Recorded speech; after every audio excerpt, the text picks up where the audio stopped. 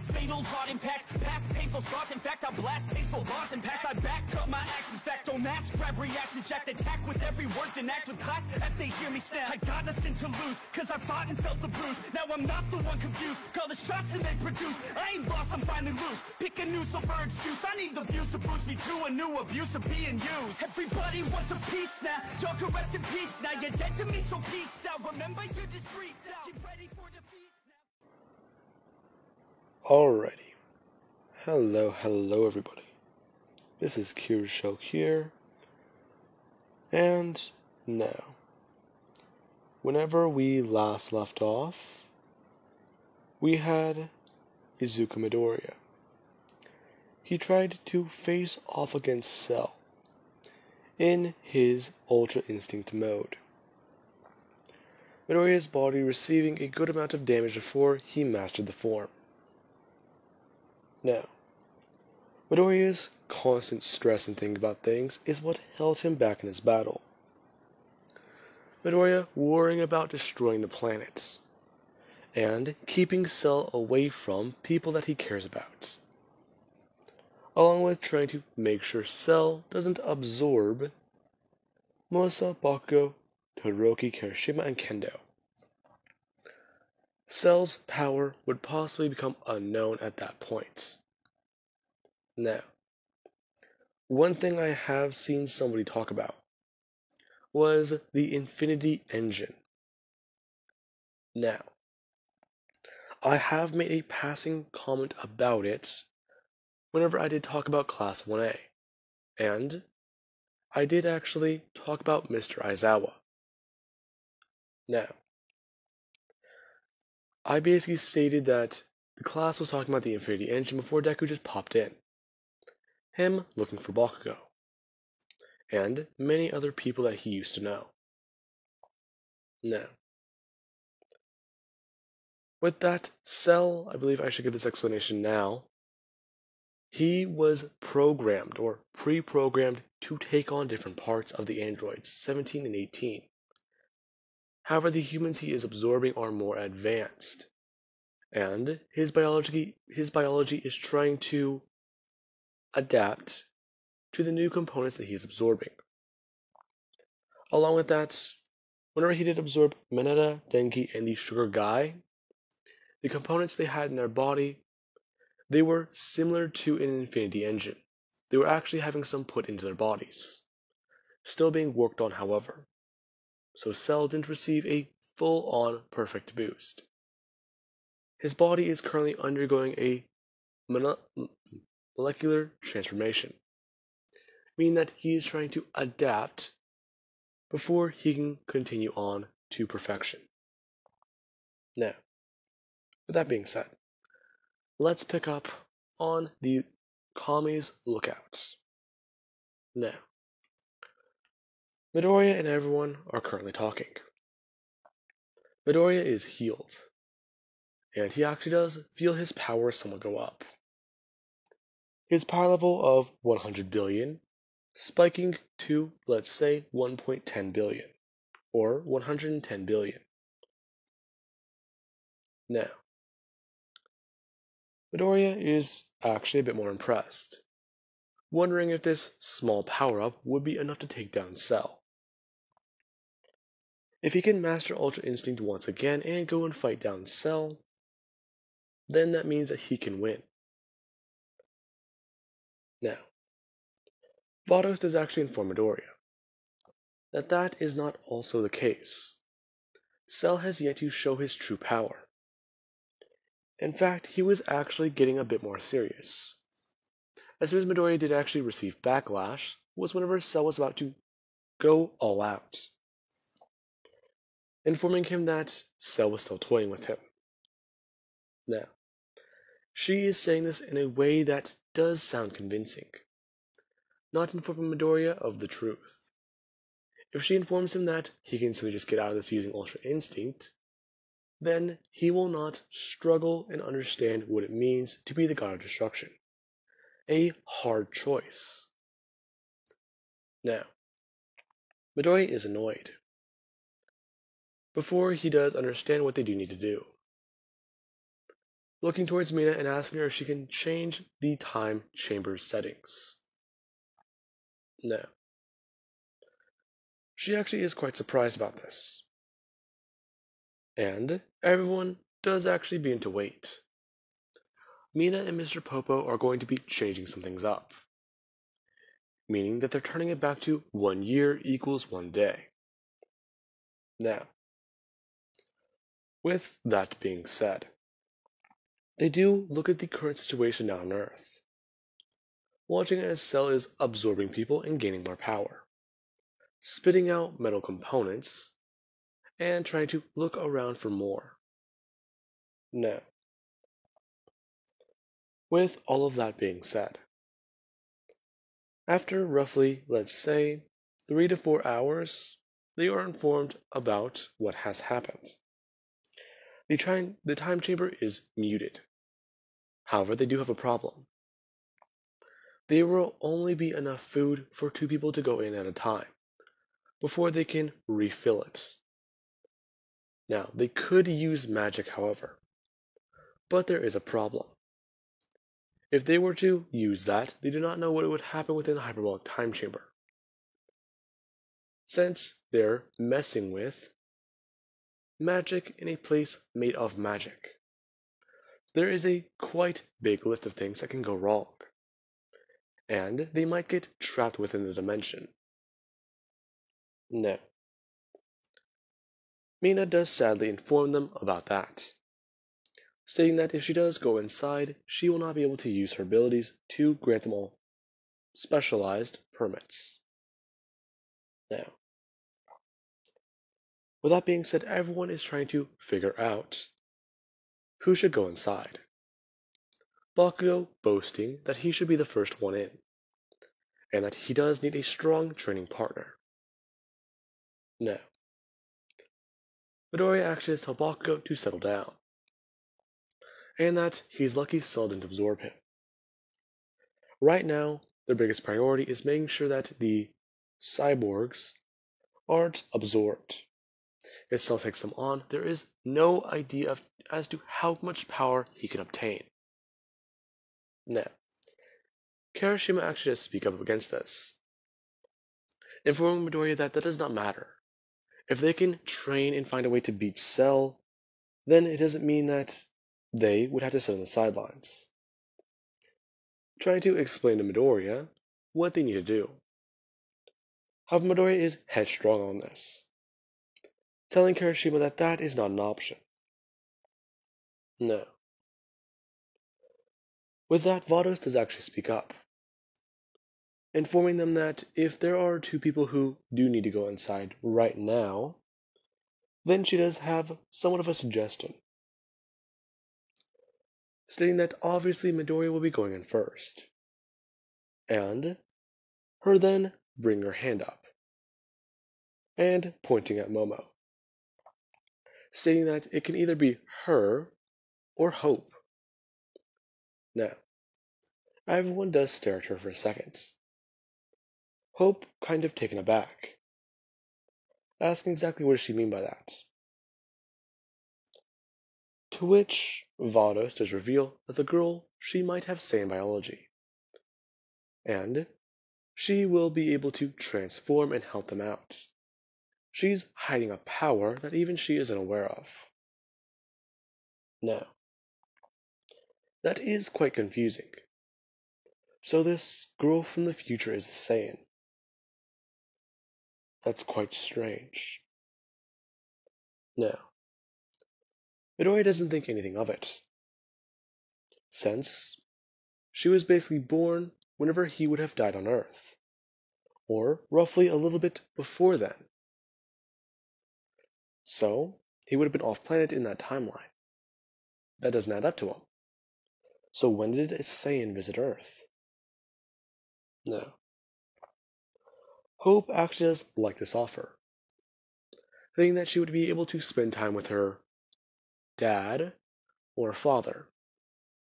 Now, Momo actually does jump up, explaining that Midoriya, he can't really waste time trying to get a partner to train with him and get just as strong.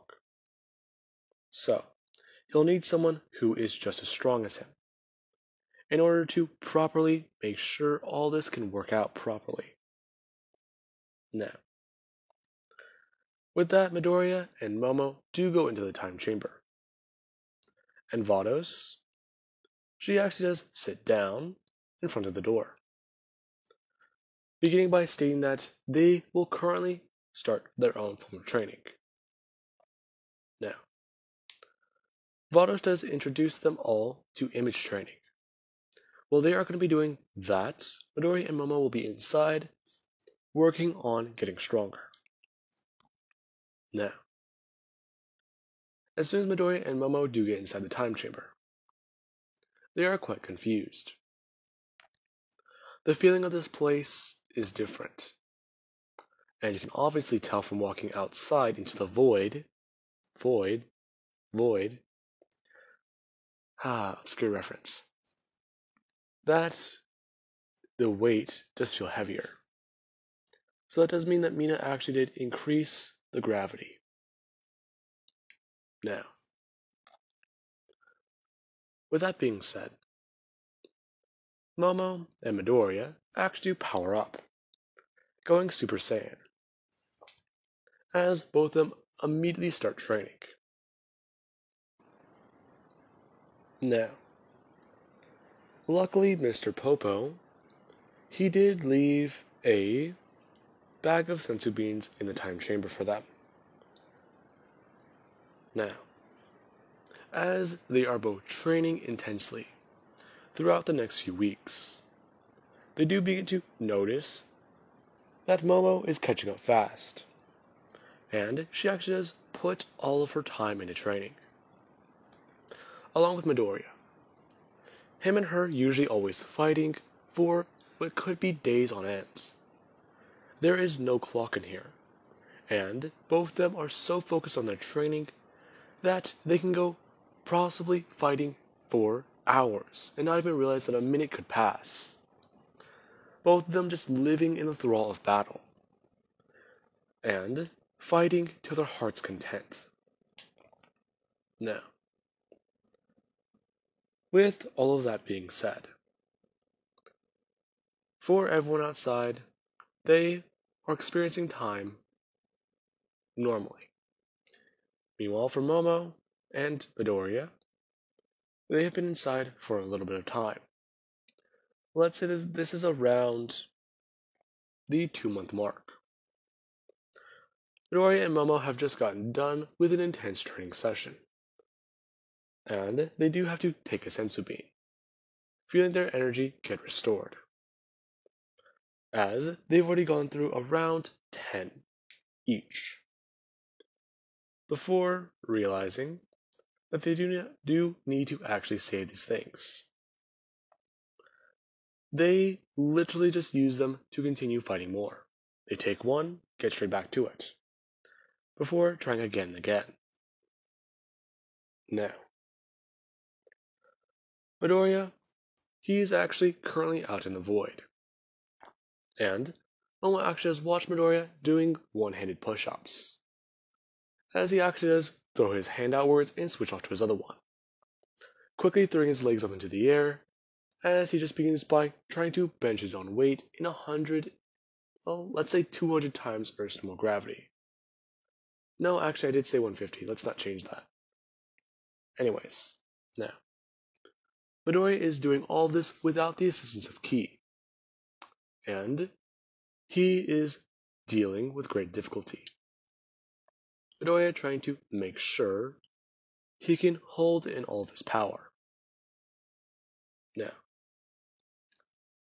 Midoriya is just maintaining focus, as he goes up, and then he actually just brings out his other hand, switching off to that before going back down. Now, Momo, she's actually exhausted, and she does actually decide to go take a bath. Midoriya is still training. Now, she does stay in there for a while. Whenever she does actually get dressed and head back out, Midoriya is still out there training, before he actually does have his arm buckle, and his muscle does cramp up, him falling forwards and smashing onto the ground. Now, Momo would immediately fly over and go to see what is going on. Finding Midoriya is heavily beating his body up, and that he is just trying to get back onto his feet, going to sit back up. Momo explaining to him to stay down. However, Midoriya just keeps moving. Now, Momo informs Midoriya that he needs to be careful, and that he is going to train himself to actual death. Midoriya turning and saying that does not matter. If they can't train like this, then they cannot beat Cell. They saw what he could do already, and if he was still toying with them, then what does that mean? Now, Momo actually does understand Midoriya's thinking. If they can't even protect themselves against Cell, how are they going to protect the universe? Let alone a single planet. Now, she actually does power up to Super Saiyan, and inform Midoriya, quite aggressively, that he needs to stop talking about that, before smacking him across the face and holding up a senzu bean, telling him to take a day off. No. After Midoriya does actually take the senzu bean, he does get back on his feet, both the two heading back into the time chamber rooms, the gravity automatically decreasing as Midoriya actually does go to fall over. As soon as he does, he just lays down on the floor, with his arms spread out wide, trying to think about everything. Now, Midoriya is simply just wondering, all this stress and all this work, will it really be enough to destroy Cell? And then there's that thing he didn't do earlier. He's an idiot. Hakai energy. Why didn't he use it?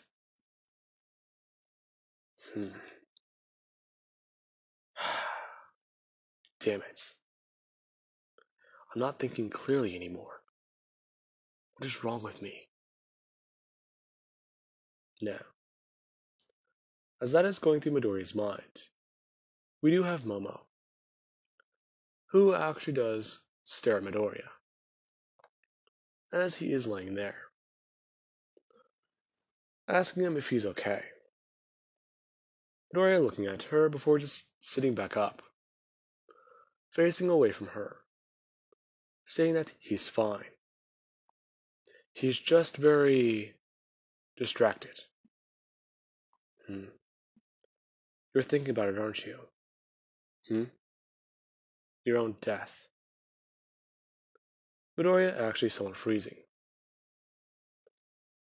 Now, Momo continues stating, Midoriya is afraid, isn't he? That he will die. Midoriya not saying a single word. Momo getting up and walking over. Midoriya feeling a hand touch his back. Looking over his shoulder and seeing Momo's face. Her going on to state that he doesn't need to fear death. She has seen him power up constantly. And she's seen him go further. If he is afraid, he shouldn't be. He just needs to know exactly where he stands, where his power lies. Now, Midoriya does understand that. However, his emotions do still seem to get in his way. Whenever he does throw them to the wind, he fights like what he feels would be true to himself, like a true Saiyan. Now, Momo actually does walk around, after standing back up and grab Midoriya. Her sitting on his lap, as she actually does give him a hug, informing him that he will be strong enough to kill Cell. and that he just needs to take some time off and think.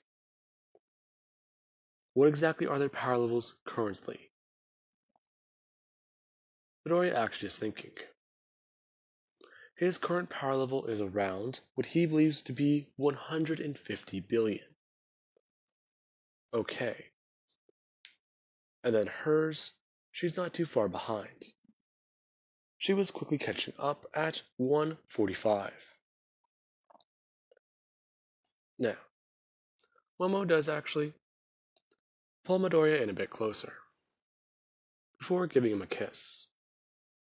After she does pull away, she informs Midoriya that he will be the warrior to protect the universe. He is the god of destruction after all, and he is a Saiyan. Now, with that being said, these two do get back to training the next day. And Midoriya does feel a bit more better about the situation. Him wanting to increase his understanding about Hakai energy. He does want to use this destruction power. However, there is a chance of risk to it. One wrong move, and the planet goes boom.